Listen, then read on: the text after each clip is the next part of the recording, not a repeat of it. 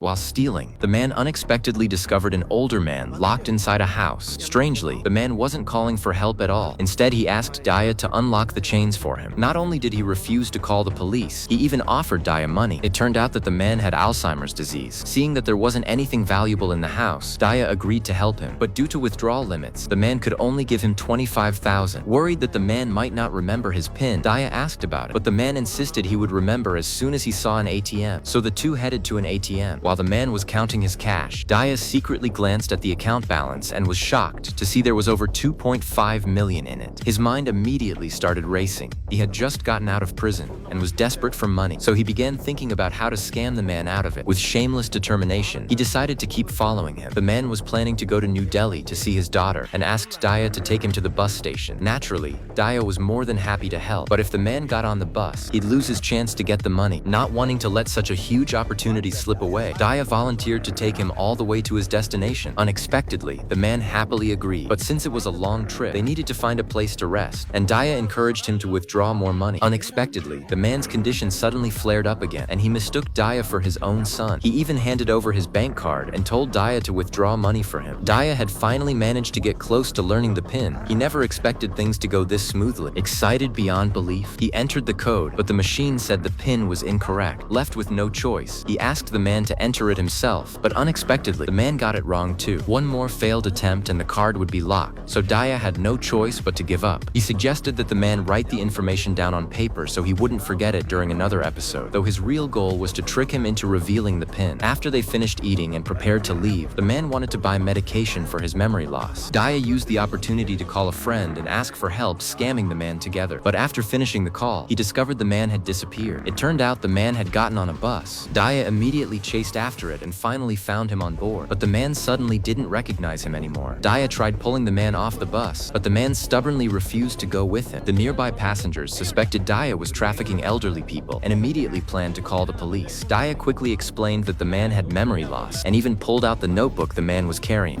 உங்க பையன் பேர் தயாவா? குமாருங்க. குமாரா? நீங்க முதல்ல அந்த நம்பர் அடிங்க. பாருங்க.